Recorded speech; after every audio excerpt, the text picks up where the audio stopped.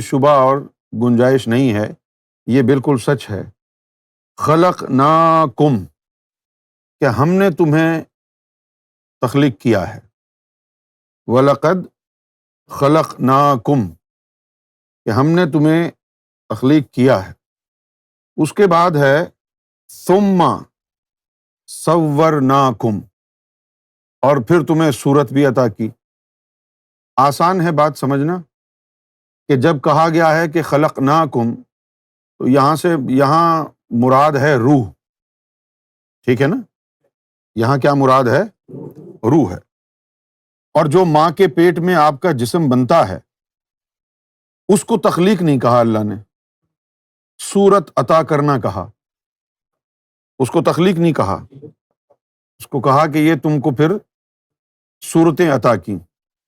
صورت کا مطلب اردو میں کچھ اور ہے اور عربی میں کچھ اور ہے۔ صورت کا مطلب اردو میں تو ہے چہرہ، لیکن عربی زبان میں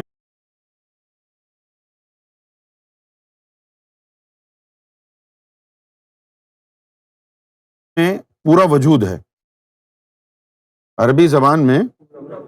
ہاں، تو اللہ تعالیٰ نے فرمایا کہ وَلَقَدْ خَلَقْنَاكُمْ ثُمَّ صَوَّرْنَاكُمْ، کہ اور بے شک ہم نے تمہیں تخلیق کیا، یعنی روح۔ ثم، اور اس کے بعد کیا ہوا؟ صورناکم، پھر ہم نے تم کو اجسام، صورتیں عطا کی۔ ثم، اور پھر اس کے بعد، اب یہ دیکھیں آپ، ایک ایک لفظ کے اندر ایک ایک واقعہ ہے یہ۔ وَلَقَدْ خَلَقْنَاكُمْ، کہ بے شک ہم نے ہی تمہیں تخلیق کیا۔ ثم، اس کے بعد کیا ہوا؟ صورناکم، پھر تمہیں ایک حیت عطا کی، ایک حلیہ عطا کیا، ایک وجود عطا کیا۔ ثم، پھر کیا ہوا؟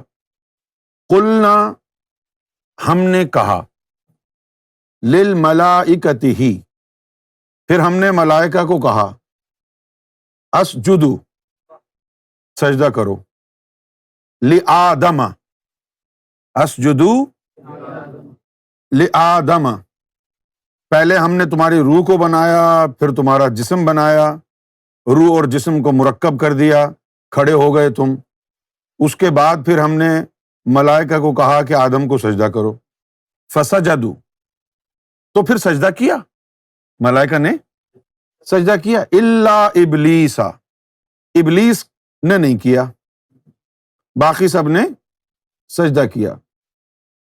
لم یکن من الساجدین، اب اللہ نے وجہ بتائی کہ وہ جھکنے والوں میں سے تھا ہی نہیں، تھا ہی نہیں۔ لم یکن ہاں، وہ جھکنے والوں کے گروپ میں سے تھا ہی نہیں۔ اب ایسا ہے کہ ہم ایئرپورٹ پر کھڑے ہیں، ایک فلائٹ جا رہی ہے امریکہ